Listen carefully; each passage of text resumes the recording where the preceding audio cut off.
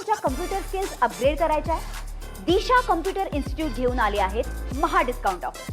आता कोणताही कोर्स करा फक्त 1800 रुपयांमध्ये. खरं तर आज 17 एप्रिल 2026 आज महानगरपालिका चंद्रपूर या ठिकाणी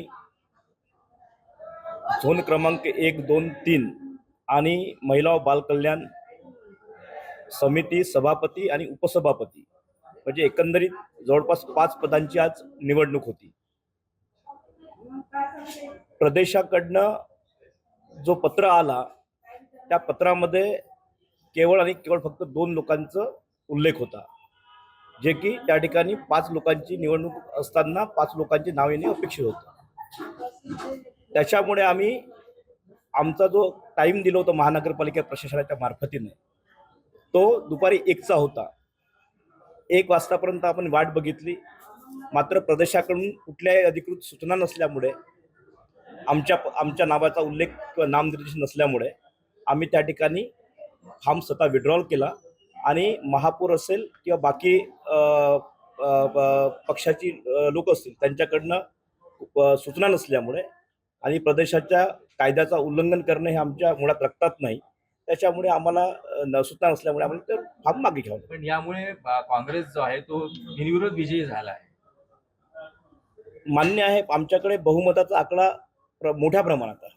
म्हणजे जवळपास आमची लढत 10 वर्सेस 13 संख्येची लढत होती आणि आमच्याकडे बहुमताचा आकडा असताना देखील पक्षाची सूचना नसल्यामुळे महापुरांचा कुठला आदेश नसल्यामुळे हा फॉर्म आम्हाला मागे घ्यावा. पण यामध्ये चूक कोणाची आहे?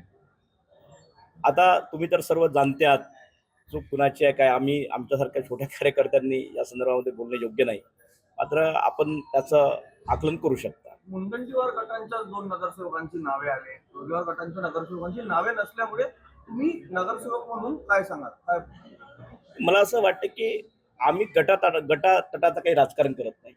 आम्ही अधिकृत भारतीय जनता पार्टीचे नगरसेवक आहोत.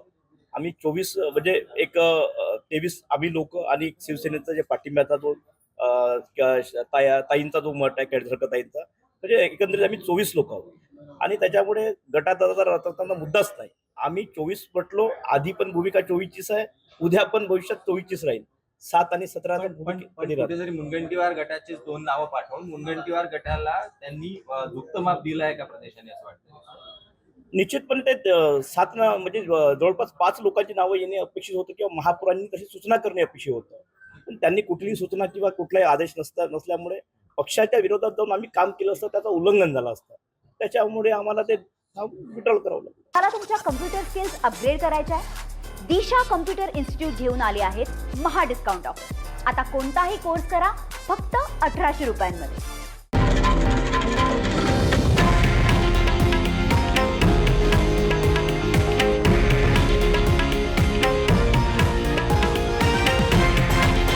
हे आहे देशातील नंबर 1 न्यूज नेटवर्क आणि आपण पाहत आहात TV9 मराठी, एकमेव.